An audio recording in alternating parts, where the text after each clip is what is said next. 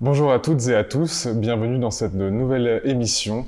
Vert, si vous ne le savez pas encore, c'est aussi un média qui raconte toute l'actualité de l'écologie en 7 minutes de lecture, chaque jour dans votre boîte mail à prix libre. Pour lire tous nos contenus, retrouver nos vidéos ou vous inscrire, rendez-vous sur notre site vert.eco. Mon invitée est ingénieure informaticienne, mais c'est pas pour ça qu'on la connaît. Elle est féministe, dessinatrice, vulgarisatrice et même journaliste, on verra ce qu'elle nous en dit.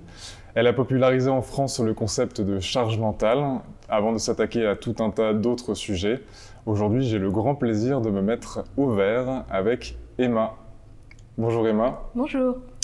Je le disais, tu as popularisé en France cette notion de charge mentale. Tu nous expliqueras dans une minute de quoi il en retourne pour ceux qui ne connaissent pas encore ce principe. Il semblerait qu'à l'occasion de la pandémie et des confinements successifs, les charges domestiques au sein du foyer se soient encore un peu plus déséquilibrées au détriment des femmes. Donc est-ce que tu peux revenir rapidement sur ce concept de charge mentale et nous dire pourquoi il est d'autant plus d'actualité en temps de pandémie ? Oui, alors la charge mentale, c'est un peu la partie immergée de l'iceberg des tâches domestiques. Et du coup, c'est tout ce qui concerne le fait de planifier les tâches domestiques.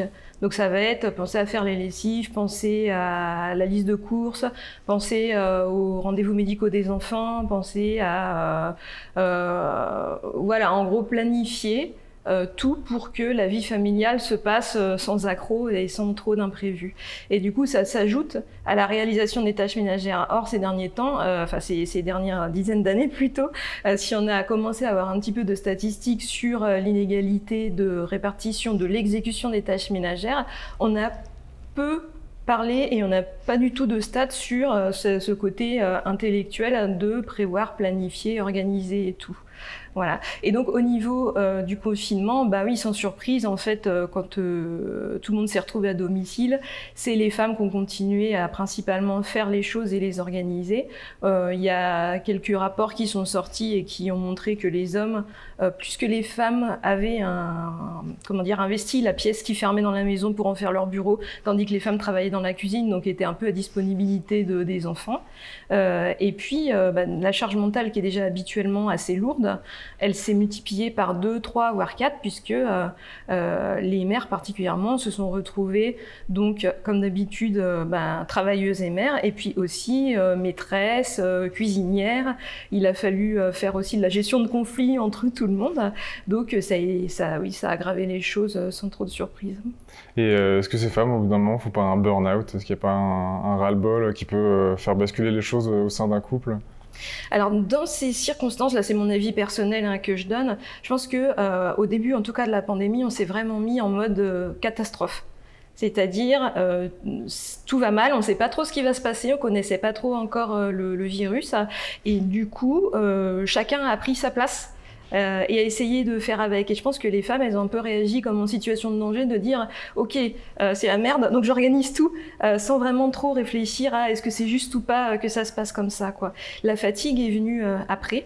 Et oui, moi j'ai entendu qu'il y avait eu beaucoup de discussions et de conflits de couple après, ce qui doit arriver en fait, parce que c'est comme ça qu'on avance et qu'on répartit bien les tâches. D'accord. Et est-ce que ces moments de crise ne sont pas des moments privilégiés pour réaxer ce genre de dynamique dans un couple à l'échelle de la société? Là, je pense que dans l'urgence, ça a été difficile de le faire. Et moi, j'ai toujours tendance à penser et à défendre que ces avancées, elles se font plus collectivement qu'individuellement. Et donc, du coup, le fait que comme ça, pendant la crise, on s'est tous retrouvés dans nos maisons séparées avec très peu de liens les unes avec les autres, a plutôt aggravé les choses que permis de les améliorer. Une des solutions, je pense, quand on a des problèmes de répartition des tâches, c'est quand même de ne pas être là, de ne pas être à la maison. Et de ne pas être préoccupé par ça. Et donc du coup, le fait d'être tout le temps sur place nous a vraiment replongé un peu de force la tête dans le bain. De plus en plus d'individus se lancent dans des modes zéro déchet. En gros, voilà, la crise du climat s'aggravant, de plus en plus de gens ont envie de faire leur part. Et il semble quand même qu'au sein des couples, ce soit plus régulièrement les femmes qui s'occupent de ces sujets-là. Est-ce que à la charge mentale s'ajoute une charge écologique? Oui, oui, très clairement. Enfin, moi, je vois que des femmes dans ce domaine-là. que ce soit sur les réseaux ou que ce soit dans les discussions autour de moi. Et oui, c'est sûr que, disons que dans un monde qui n'est pas fait pour le zéro déchet, essayer de le pratiquer, c'est s'ajouter une charge mentale complètement démesurée, parce que ça veut dire parcourir beaucoup plus de kilomètres pour faire plusieurs magasins qui permettent de ne pas avoir trop d'emballage. Ça veut dire passer plus de temps pour fabriquer des choses soi-même, pour laver les choses soi-même. J'imagine qu'on doit aussi recoudre les vêtements ou ce genre de choses. Enfin, c'est un petit peu un retour à l'ancienne quand même. Donc oui, bien sûr, ça s'ajoute à la charge mentale, et particulièrement quand le contexte permet difficilement de faire ces gestes du quotidien. Bon, alors comment on fait pour concilier le zéro déchet, la crise climatique et l'égalité femmes-hommes? Bon, alors moi, c'est toujours un peu le problème que j'ai quand je fais du contenu, c'est que j'essaye toujours de montrer des choses et j'ai pas trop de solutions clés en main. Et c'est quelque chose qu'on me dit toujours, parce que c'est vrai qu'aujourd'hui, on est dans un monde de Startup Nation, hein, où les gens, pour vendre des trucs, ils disent comment faire ceci en 10 leçons. Je vous donne les 3 clés pour devenir heureux. Et moi, je fais pas du tout ça. Donc moi, je donne des informations, et après, je compte un peu sur les gens pour en faire des choses intéressantes. Donc je peux pas donner en 10 leçons la solution pour sauver le climat. Ce que je peux dire, c'est que pour moi, le zéro déchet tel qu'il est présenté aujourd'hui, c'est-à-dire essayer d'atteindre des paliers, des scores de déchets minimum en pensant sauver le climat comme ça marche pas en fait. Ça veut pas dire jette ton papier par terre, on s'en fiche en fait. Ça veut dire c'est bien de faire attention. Enfin honnêtement, moi, on peut pas voir la planète s'écrouler autour de nous et juste se dire allez, je mange plein de viande et je prends l'avion toutes les semaines et je m'en fiche quoi. Pour moi, c'est humain. Mais c'est intéressant que ça soit surtout les femmes qui se préoccupent de ça. Mais bon, c'est humain et c'est normal de faire gaffe à ce qu'on fait. Maintenant, est-ce qu'il faut en faire un acte politique aujourd'hui? J'ai tendance à penser que non quand même, et qu'il faut se ménager l'énergie et du temps pour vraiment investir la sphère politique. Et quand je dis sphère politique, je dis pas l'Assemblée nationale. Donc je veux dire la politique quotidienne, le monde associatif, le voisinage, enfin, à tous les niveaux quoi. Ouais, c'est ça, la politique, même des meetings politiques, mais vraiment entre nous, quoi, entre gens concernés par tous ces trucs-là et bien loin des appareils électoraux. Et alors comment tu expliques que ce soit les femmes qui se préoccupent le plus d'écologie, de climat? Est-ce que par leur éducation, elles ont l'habitude de faire plus attention, elles sont plus dans le care, et donc c'est encore un témoignage de ça? Est-ce qu'elles arrivent à voir plus loin que les hommes?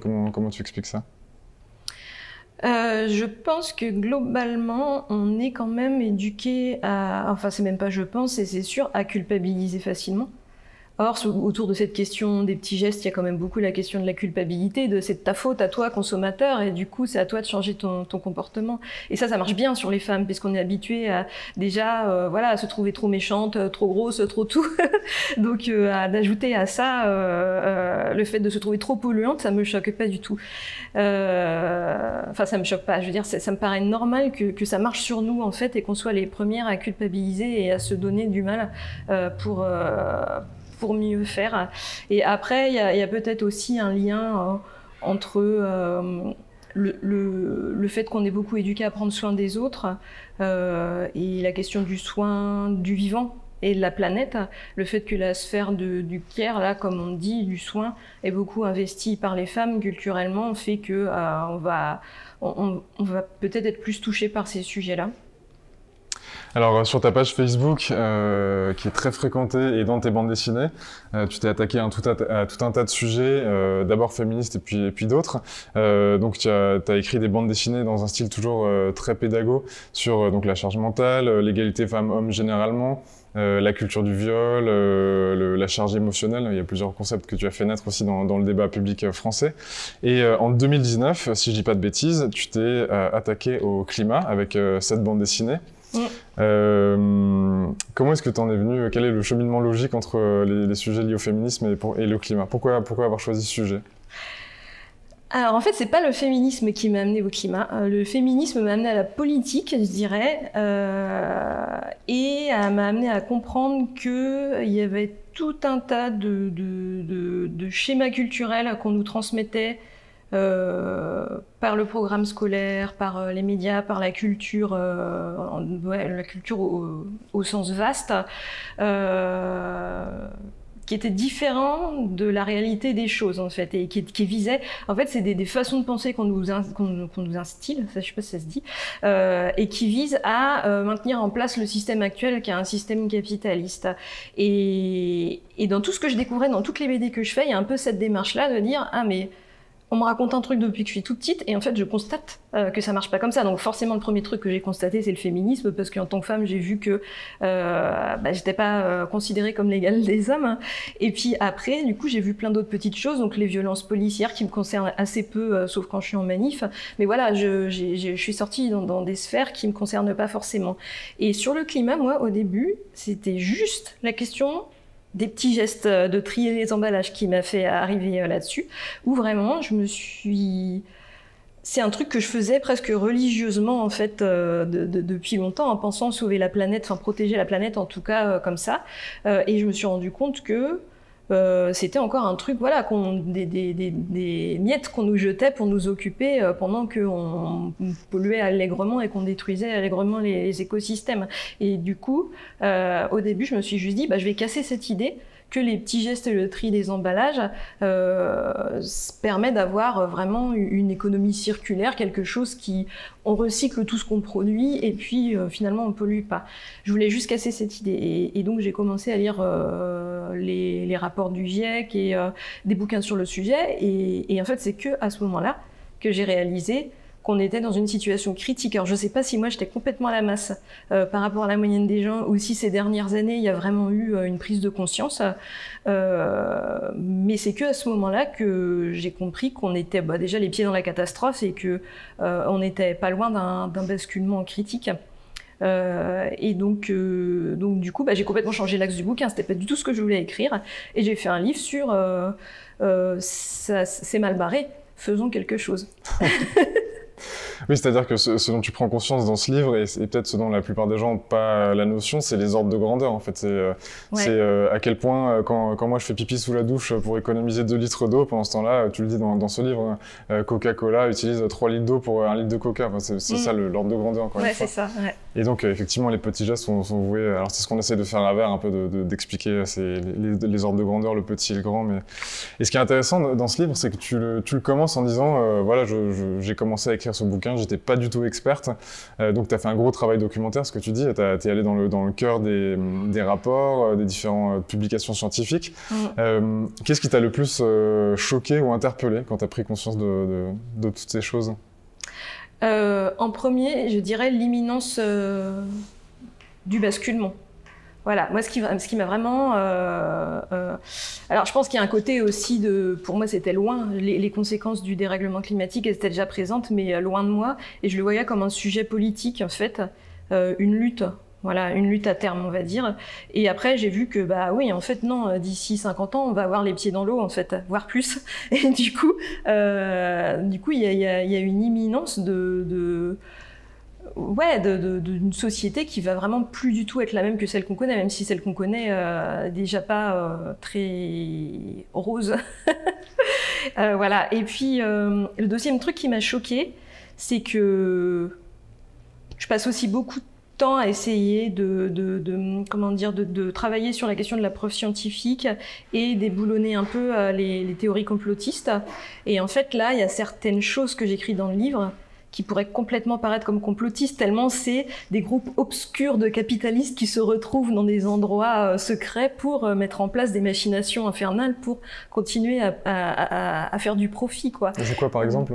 Du coup, une des choses dont je parle dans le livre, c'était un ensemble de capitalistes qui s'est réuni pour recruter une minorité de scientifiques dont le rôle était d'aller dans les médias dire qu'il n'y avait pas de réchauffement climatique, en fait, que c'était des variations normales normale du climat, etc. Et c'était vraiment une minorité de scientifiques. Il y avait un consensus scientifique partout sur le fait que la situation était critique et qu'il fallait agir tout de suite. Et dans les médias, on avait l'impression que c'était un sujet controversé, 50-50. Et du coup, quand on discutait avec les gens à cette époque, tout le monde était vraiment imprégné de ce discours de « on ne sait pas trop, peut-être que c'est pas vrai », etc. Donc ça marchait en fait. Et derrière, c'était un groupe donc de capitalistes qui se sont réunis pour dire, ça a fuité dans le New York Times à l'époque, pour dire on aura gagné quand les gens comprendront que la science du climat est incertaine. Donc le but, c'est de mentir aux gens et leur faire croire qu'ils vont pas mourir, alors qu'ils vont mourir juste pour continuer à gagner des thunes. C'est la longue tradition des semeurs de doute qu'il y avait avant dans l'industrie du tabac et qui essaient de créer du dissensus là où il n'y en a pas du tout. Ouais. Tu le disais un peu tout à l'heure, tu parles de ta réalisation, du fait qu'il y aura des points de bascule, des basculements en tout cas des systèmes climatiques. Qu'est-ce que tu penses dans ce cas-là de la notion d'effondrement, alors qu'on peut entendre de différentes manières. Il y en a qui voient l'effondrement comme un espèce de truc où tout bascule et ça devient Zombieland et en fait on vit comme dans une série télé américaine ou dans Mad Max. Il y a d'autres idées de l'effondrement qui sont des effondrements de certains systèmes les uns après les autres, donc l'effondrement des insectes par exemple ou le permafrost qui irréversiblement commence à émettre du CO2, se réchauffe et réchauffe l'atmosphère et en gros la température n'arrive plus à réguler le permafrost et donc en gros c'est un phénomène d'emballement. Qu'est-ce que tu penses de cette notion d'effondrement? Comment est-ce que toi, tu t'envisages l'avenir de ce point de vue-là? Justement, comme tu le dis, si on dit que l'effondrement, c'est en même temps Mad Max et en même temps l'histoire des rétroactions positives qui font que les effets du réchauffement, enfin du dérèglement, en entraînent d'autres qui s'entraînent, on ne sait plus ce que c'est l'effondrement, c'est trop de choses différentes. Donc oui, il va y avoir un effet d'emballement, ça c'est sûr. En fait, quand ça se réchauffe, les plantes sèchent. Du coup, elles captent plus de CO2. Du coup, ça se réchauffe. Du coup, les plantes sèchent. Donc voilà, ça c'est des choses pareilles pour les océans. Quand les océans se réchauffent, ils captent moins de CO2. Du coup, le climat se réchauffe. Du coup, les océans se réchauffent. Voilà. Donc ça, c'est des choses qui sont scientifiquement étayées. On sait que c'est vrai et on sait que c'est dangereux. Pour moi, l'effondrement ne recouvre pas ça. Il part peut-être de ça pour développer une théorie. Après, c'est des gens qui ont vraiment pignon sur rue, je trouve, dans beaucoup de médias. Hein, les collapsologues. Ouais, moi j'appelle ça les effondristes, parce que je vais expliquer pourquoi après, mais j'aime pas le hog. Et donc du coup, je trouve que ça a quand même l'avantage d'avoir alerté pas mal de gens sur l'imminence du danger. Après, je trouve que c'est quand même... L'effondrisme, donc, c'est quand même une croyance qui se maquille en science, et c'est ça qui me gêne. C'est-à-dire qu'en gros, c'est la croyance... Alors, c'est vaste encore, il y a plein de courants, mais l'idée, c'est que si on demande aux gens, à quelqu'un qui a un peu écouté ça, ce qu'il pense de l'effondrement, c'est tout s'effondre, il n'y a plus de règles, et voilà, il n'y a plus d'État, il n'y a plus d'industrie non plus, et du coup, il y a des petites communautés qui s'organisent et on se débrouille tout seul. Et le risque, c'est, comme dans Mad Max, qu'il y ait des gangs qui arrivent et qui mangent des gens ou qui veulent des choses, enfin, qui veulent les affaires des autres, etc. Ça, c'est de la... pour moi, c'est de la religion. C'est-à-dire qu'en fait, c'est des gens qui pensent que ça va se passer comme ça, mais même le GIEC, c'est des experts qui ont potassé tout un tas de rapports. Alors on ne peut pas dire que ça soit très de gauche, mais ils ont quand même fait un travail hyper carré, scientifiquement hyper sérieux, et eux ils font des fourchettes comme ça de ce qui pourrait se passer. Donc la personne qui te dit il va se passer ça, en fait elle ne sait pas. Et ce qui me gêne, c'est que pour faire sérieux dans leur bouquin, ils rajoutent tout un tas de courbes et disent on a croisé la biologie avec l'anthropologie, je sais pas quoi, et voilà ce qui va se passer. Et du coup, moi par exemple, je sais pas lire une étude, et si je lis ça, je dis il y a des courbes, alors ça doit être vrai quoi. Et pourtant, le truc de comment il s'appelle, collapse. Effondrement en français, ça a été démonté par la communauté scientifique de tous les pays de longue date. Donc, scientifiquement, ça tient pas debout. Voilà. Et après, pour moi, là, du coup, là, je dis ma croyance. Donc, hors courbes et sciences, etc., je pense que ce qui se passera, si jamais il y a ce truc d'emballement et de montée des eaux, etc., le capitalisme ne va pas s'effondrer tout seul, en fait. Ce qui va se passer, de mon point de vue, c'est que le capitalisme va se maintenir, que les bourges, ils vont monter dans des soucoupes, vivre je sais pas où, pendant que nous, ils vont nous faire des usines sous-marines pour qu'on continue à trimer, à leur filer de la bouffe. C'est riant comme perspective. Bah ouais, mais pour moi, voilà, il y aura pas d'effondrement, tout le monde va se retrouver au même niveau, c'est pas vrai, ça sera plus proche de, je sais pas, Gunham ou Snowpiercer ou Hunger Games que de Mad Max ou La Route, quoi, à mon avis. Et puis un dernier truc sur ça, moi un autre truc qui m'a dérangé, c'est que les effondristes, il y a une bonne partie qui souhaitent que ça arrive et qui prônent un peu ce retour à une société naturelle, sans industrie, etc. Et ça, je demande pardon, mais c'est quand même un peu un truc de mec blanc valide, de rêver qui de vont cette pas société. Au champ et voilà. qui s'occupent pas des gamins. Voilà, plutôt CSP+.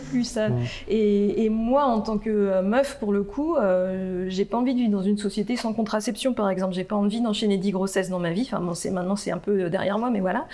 J'ai pas envie d'accoucher sans péridurale. Et en tant que sourde, j'ai pas envie de vivre sans appareil, par exemple, parce que si j'avais pas mes appareils auditifs, bah, je serais pas là en train de te parler. Donc, comment dire, idéaliser cette société de retour à la nature et tout, c'est bien quand on n'a pas de problème de santé et quand on n'a pas besoin de maîtriser son appareil reproductif. C'est beaucoup plus compliqué quand on sait ce que c'est que de travailler la terre tous les jours, par exemple, et quand on sait ce que c'est que d'avoir un handicap et d'avoir besoin de médecine et de technologie.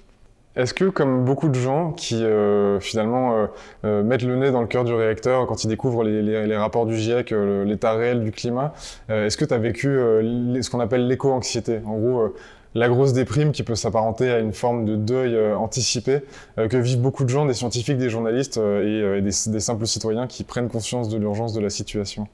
Ouais, complètement. D'ailleurs, je crois que j'ai complètement arrêté de produire pendant quelques mois après, parce que j'ai sombré un peu en mode bon bah qu'est-ce qu'on fait, et puis surtout que j'ai un enfant et je me suis dit bah ça se cancelle pas ces petits machins, donc dans quoi je vais le lancer, dans quel monde il va vivre, et puis quelque part ce discours effondriste il m'avait un peu, en fait je trouve qu'il marche aussi parce qu'il fait appel à un imaginaire culturel qu'on a tous de à la fin du monde et de, enfin je sais pas, on a tous vu les Walking Dead et ce on est genre abreuvé de ce genre de fiction aujourd'hui. Bah ouais, et c'est pour ça que moi l'idée d'ailleurs, pour revenir sur ça, de l'idée que ça marcherait de faire des petites communautés et que t'as pas des gens qui vont juste venir prendre tes terres à ce moment-là, enfin, c'est quand même très largement optimiste, mais bon. Donc voilà, sur le coup j'ai vu ça, en fait, cette fin du monde, et je me suis dit qu'est-ce qu'on fait? On achète un bunker, comment ça se passe? Et puis heureusement, je suis au contact de milieux politisés, en fait, qui se battent pour une société différente et qui militent qui sont dans les luttes, qui savent par où il faut aller. Ils n'ont pas le mode d'emploi non plus, hein, mais voilà. Et donc tu te dis bon bah voilà, il y a une autre société possible en fait. Encore maintenant. Et donc, t'as pas acheté un petit terrain dans la Creuse avec un cours d'eau et puis une yourte? Non, ça fait pas partie de tes projets? Non, mais du coup, ça c'est marrant parce que souvent les gens ils me disent bah t'es anticapitaliste, pourquoi tu vends tes livres alors? Pourquoi tu donnes pas tout gratuitement et tout? Et du coup, il y a une différence entre être anticapitaliste et pas faire comme si le capitalisme n'existait pas.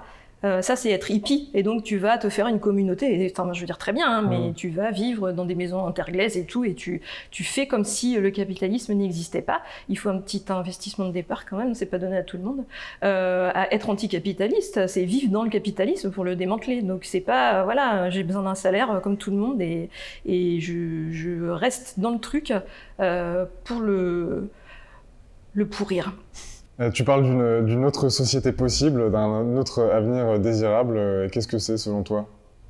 Alors du coup c'est marrant parce qu'il y a quelque chose qu'on me demande souvent après la lecture de mon livre, c'est mais est-ce que les gens vont être prêts à changer de mode de vie pour protéger le climat? Et je trouve toujours que c'est un peu à côté du sujet, la question, même si je la comprends très bien et que je me la pose aussi, mais en fait pour moi c'est surtout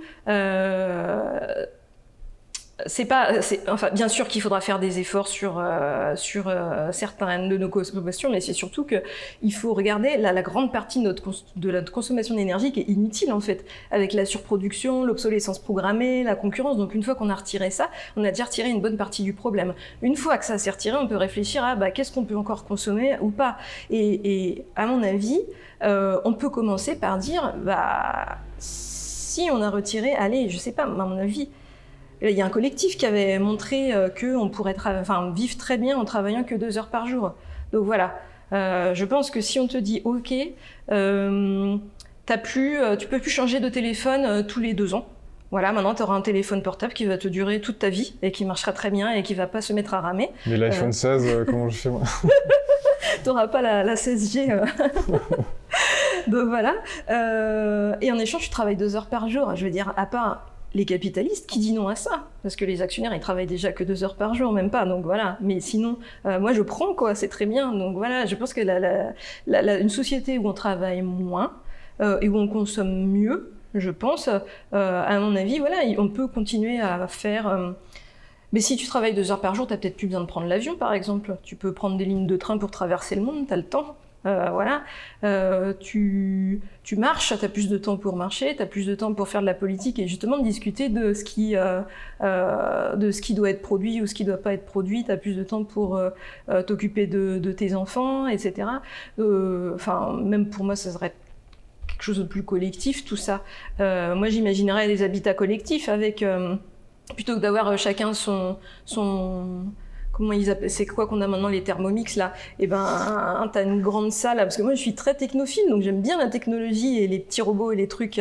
Mais voilà, si t'habites dans un truc collectif, t'as un aspirateur robot pour tout le monde, t'as une buanderie pour tout le monde, il y a une cuisine collective, donc t'économises un tas d'énergie en faisant ça. Donc pour moi, c'est plus une question de réorganiser intelligemment les choses et surtout écouter tous les besoins de tout le monde, parce qu'on n'a pas tous les mêmes besoins. J'en parlais tout à l'heure, voilà, moi en tant que sourde, j'ai des besoins auxquels les autres ils vont pas forcément penser et il y a des besoins auxquels je pense pas que d'autres personnes ont. Donc pour moi c'est une question de discussion collective et après bien sûr que là vu au point où on en est, ça va impacter de consommer moins. Enfin c'est sûr que je pense qu'il va falloir se restreindre sur des choses qui peut-être nous faisaient plaisir au moins le temps de rétablir la situation. Mais derrière c'est notre avenir qui est en jeu donc. Alors tu en parlais, tu as un fils qui, comme tous les enfants, se pose plein de questions. Comment est-ce que tu lui parles de ces sujets-là sans le terrifier? Alors là, je suis toujours un peu gênée parce qu'à l'école, ils apprennent beaucoup justement le recyclage et tout ça. Pardon, il a quel âge? Il a 10 ans. Il a 10 ans. Et notamment un soir il est revenu en me disant « Ah mais les voitures électriques c'est propre !» Et du coup je suis toujours un petit peu partagée entre lui dire que vraiment c'est de la merde et que le monde va mal et tout. Et puis quelque part je pense qu'à son niveau il a pas encore les armes pour avoir un message aussi sombre parce qu'il n'a pas encore la liberté et l'autonomie pour se battre sur le même terrain politique que nous en fait. Donc je trouve que déjà être sensibilisé au risque, lire des choses sur le climat pour lui c'est déjà bien. Après moi, je veux dire il va en manif avec moi, il s'est pris de la lacrymo déjà. D'ailleurs maintenant je peux plus l'emmener en manif, je suis bien triste, c'est trop dangereux. Et puis il sait quand même que derrière le discours il y a une réalité qui est différente. Et il sait discuter toutes ces choses. Et je suis quand même... J'ai longuement réfléchi à ça, honnêtement. Et je pense que de toute façon, vu le monde dans lequel ils vont vivre, on ne peut pas les protéger de ça. On est obligé de leur dire que probablement leur vie ne ressemblera pas du tout à la nôtre. Et donc j'essaie de le faire au rythme de sa croissance et des choses qu'il est capable d'encaisser. Voilà. Mais ça sera dur pour eux. Donc... on ne peut pas leur construire un truc en carton-pâte et puis un jour les laisser tout découvrir tout seul. Hein. Et donc tu te vois l'orienter plutôt vers des activités peut-être manuelles, je sais pas, la charpente, des choses comme ça, enfin des savoirs pratiques qui pourront servir dans toutes les situations. Est-ce que tu es dans ce genre de réflexion ou pas? Pas du tout. Vraiment, non. Ah non, mais moi je suis pas du tout. Je pense pas du tout qu'on va en arriver là en fait. Donc, en tout cas, je pense que si on en arrive là, la solution ça sera pas de savoir faire de la permaculture, quoi. Ça sera de savoir se battre à mon avis. Donc Tu l'as inscrit au Jiu-Jitsu, ouais. Ouais, c'est ça, pour justement monter dans les soucoupes des Bourges et aller régler tout ça. non, je pense que... ouais, bon, il fera ce qu'il veut, hein, de toute façon, mais je l'oriente pas particulièrement vers quelque chose. Comment on fait quand on sait à quel point la situation pourrait déraper à cause du climat? Comment est-ce qu'on fait pour expliquer l'état réel du climat aux gens sans les terrifier, sans les braquer? Parce qu'évidemment, si on leur explique que ça va être Mad Max, les gens ont plutôt tendance soit à faire la sourde oreille, soit à faire une grosse déprime, et dans les deux cas, c'est pas très constructif. Comment est-ce que toi, tu fais pour raconter ça sans terrifier les gens? Bah moi, je pense que je terrifie les gens. Ouais. C'est rigolo. Peut-être qu'il faut passer par là, la déprime, pour... Alors là, c'est un peu le discours effondriste aussi, hein, de dire il y a les phases de déni, machin. En fait, ce qu'il faut dire, c'est que voilà, il y a des solutions. Après, moi, j'avoue que c'est pas idéal la façon dont je le fais, parce que oui, je donne pas de solution clé en main, et il y a plein de gens qui m'ont dit, bah, ça m'a un peu déprimé ton bouquin, parce que le fait de dire la catastrophe est imminente et investis-toi dans des luttes qui visent une issue à 10 ans, c'est compliqué quand même à entendre. Fais ta part et tu verras peut-être pas l'aboutissement de la part que tu as faite. Enfin, je sais que c'est un discours qui est difficile. Après, moi, je suis transparente, je suis dans la même situation que les gens à qui je parle. Donc voilà, j'ai pas vraiment de façon de le dire, de façon à ce que ça soit et bien perçu et de donner la bonne orientation politique. Alors, à la lecture de toutes tes BD, il me vient une question un peu naïve. Est-ce qu'il n'y aurait pas un lien entre la domination exercée à l'encontre des femmes et la domination sur la nature et le climat plus généralement? On est dans un système, dans une société qui est articulée par des systèmes de domination, qui ont des points communs mais qui ont aussi des différences. Et du coup, en fait, politiquement, j'aurais du mal à voir ce qu'on fait de cette information. Donc peut-être comment utiliser ce fait politiquement pour construire quelque chose ou quoi, je sais pas. Moi, j'ai toujours un peu peur que ce discours, il se solde par, encore une fois, une injonction au retour à la nature. Les femmes sont plus proches de la nature, les cycles de la lune, je sais pas quoi. Ce qui est, encore une fois, parce que ça peut paraître un peu moqueur, mais ce qui est très bien pour les gens qui sont dedans, mais ce qui doit pas devenir un modèle de société pour toutes, parce que ça convient pas à toutes et particulièrement pas à moi. Donc du coup, moi je me sens pas très très proche de la nature. Si je veux la protéger, c'est avant tout parce que, ok, je trouve ça joli les fleurs, hein, j'aime bien. Je fais pousser des plantes à la maison, je fais du compost, mais c'est quand même surtout parce que, merci, enfin, c'est mon moyen de vie, la nature. Mmh. Voilà, c'est surtout, pour moi, il faut protéger la planète parce que c'est celle qui nous héberge, pas pour un truc moral de la nature en elle-même, doit être considérée comme un être humain, enfin au même niveau qu'un être humain, je sais pas. Quand des femmes dénoncent des problèmes comme les inégalités salariales ou les violences sexuelles, la correctionnalisation par exemple des affaires, etc., on a vite fait de les faire passer pour excessives, voire hystériques. Et c'est un peu ce qui semble toucher aujourd'hui les militants pour le climat, qu'on accuse d'être des Cassandres, en gros de voir les choses beaucoup plus graves qu'elles ne sont. Est-ce que en tant que féministe, tu as des outils à donner aux militants pour le climat pour qu'on arrête de les faire passer pour des cinglés, à la fois pour eux, pour mieux vivre cette situation, et en gros pour faire naître un débat un peu plus sain, quoi? Alors, j'aurais tendance à dire que c'est quand même pas au même niveau. Enfin, sur les femmes, il y a quand même un historique de plusieurs siècles de gaslighting et de... ouais, c'est vraiment une structure politique qui s'est mise en place pour que les femmes doutent de leur ressenti et de leur légitimité à protester contre tout, quoi. Après, du coup, je savais pas qu'on trouvait que les militants climat étaient trop... Ah bon, les traits d'Ayatollah, de Khmer vert, d'Amish... Ah oui, d'accord. Ouais, oui. Ah oui, c'est vrai. Dans ce sens-là. Ouais. Alors, de façon générale, quand on entend ce discours, il faut se dire que c'est le monde dominant qui se défend, en fait, que c'est normal que ce discours-là. Il faut pas le prendre comme une attaque personnelle, enfin, il faut, c'est facile à dire. Je dis toujours, c'est légitime d'être agacé par ça et déprimé ou vexé ou quoi que ce soit. Maintenant, ça peut aider de le voir pour ce que c'est. C'est-à-dire le discours d'un système qui est menacé et qui se défend. Donc c'est bon signe, quelque part. Voilà. Après... quand c'est dans une discussion avec quelqu'un et qui dit bah, vous êtes trop agressive, etc., moi je demande toujours, alors soit j'estime que j'ai pas envie d'avoir cette discussion, soit je demande ok, parce qu'on me l'a dit la semaine dernière, j'étais chez un médecin qui m'a dit le problème, vous savez, avec le sexisme et tout, oui, c'est quoi? C'est que les féministes, elles sont trop violentes. Bon. Ok, violente comment? Quelle violence? Violence physique? Non, non, mais voilà, et puis on demande des noms, quel féministe avez-vous trouvé violente ces derniers temps? Ah, mais je sais plus trop, puis ils se sentent cons au bout d'un moment, parce qu'ils voient bien que c'est une idée reçue et qu'ils n'ont aucune source pour étayer. Donc voilà, mais il faut vraiment le faire que si on a le courage, parce que c'est un travail un peu de fourmi et sur la durée. Dans ta dernière bande dessinée qui vient de paraître, Lucine et Enzo, Oui. Tu racontes l'histoire d'une mère et son fils, je fais très bien la promo. Tu racontes l'histoire d'une mère et son fils son fils est atteint de TDAH. Alors rappelle-moi l'acronyme. Trouble déficit de l'attention avec ou sans hyperactivité. Voilà, donc c'est en fait une notion bien plus précise que les hyperactifs, qui est la manière dont on appelait abusivement des enfants qui sont un peu atypiques à l'école. Et donc c'est une véritable enquête que tu mènes où tu rencontres des parents, des spécialistes de la pédagogie, de la psychologie, etc. Et de plus en plus, dans ton travail, on voit de l'enquête, un travail presque de journaliste ou de sociologue. Est-ce que ça résume ta démarche? Est-ce que c'est ça que tu essaies de faire aujourd'hui?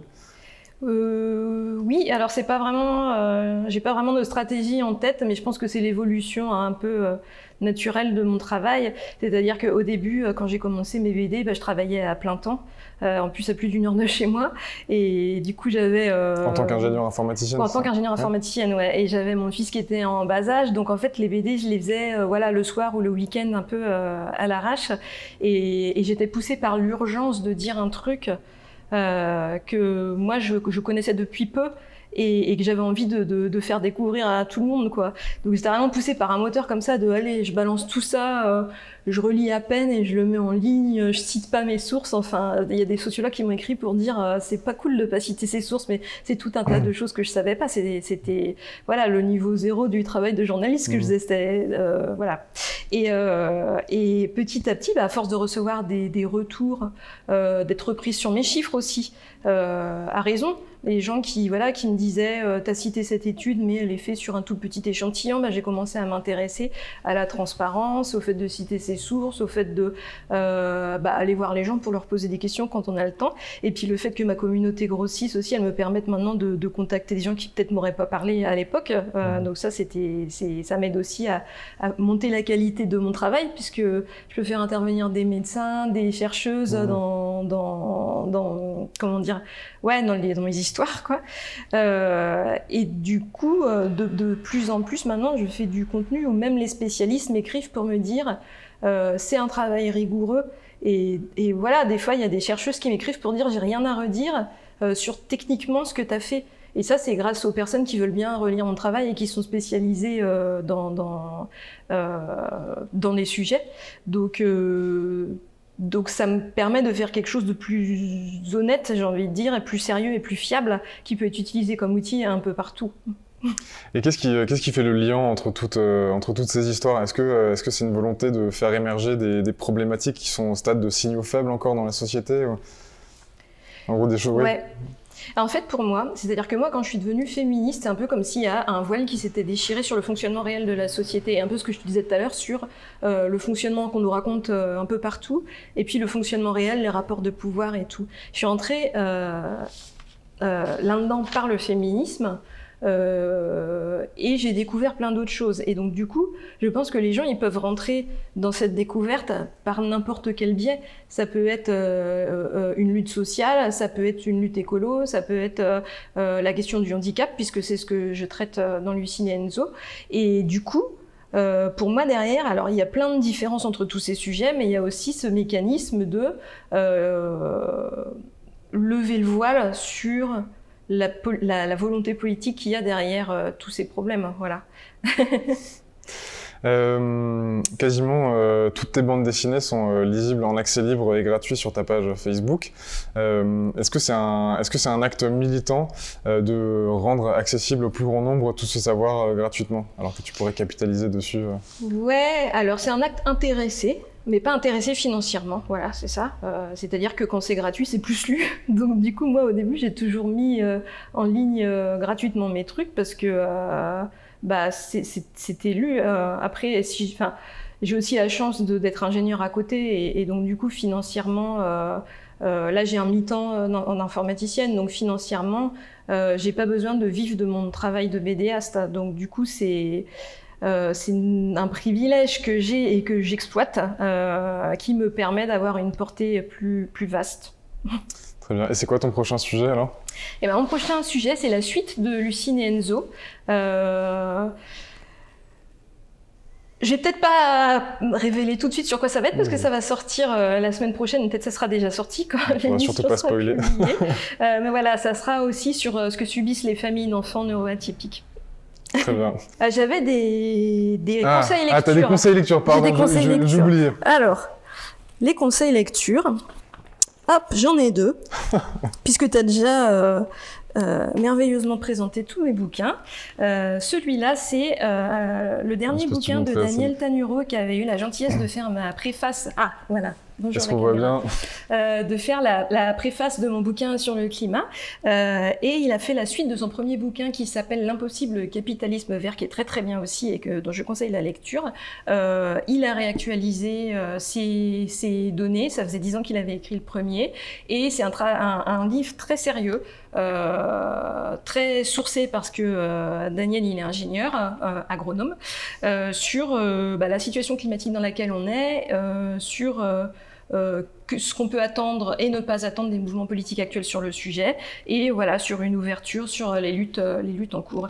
Et ça, c'est un magazine de mes camarades de Convergence Révolutionnaire. Alors, il date un peu, mais je pense qu'on peut encore l'acheter sur leur site. Il y a tout un dossier sur le climat et sur le lien entre capitalisme et lutte climatique.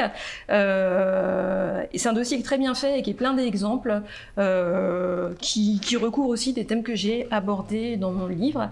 Voilà, donc je vous conseille la lecture de ce dossier également. Retrouvez Emma chaque semaine d'Anvers pour une chronique littéraire, peut-être un jour. De talent. Bon, en tout cas, merci beaucoup d'être venu nous éclairer sur tous ces sujets. Avec plaisir. J'espère que vous avez pris autant de plaisir à regarder cette émission que nous à la tournée. Je voudrais remercier La Base qui nous a accueillis une fois encore pour ce tournage. Merci également à Juliette et Raphaël qui ont préparé cette émission. N'oubliez pas de vous abonner à notre chaîne YouTube, de cliquer sur la cloche pour ne rien rater de nos futures vidéos. Et surtout, pour soutenir ce média indépendant qui ne vit que grâce à ses lecteurs et téléspectateurs, faites-nous un don déductible d'impôts, j'insiste, sur notre cagnotte OKPAL dont vous trouverez le lien dans la description. Notre prochaine émission, nous la ferons en compagnie de Philippe Bioui, ingénieur, qui viendra nous parler des low-tech et d'énergie. Et d'ici là, portez-vous bien.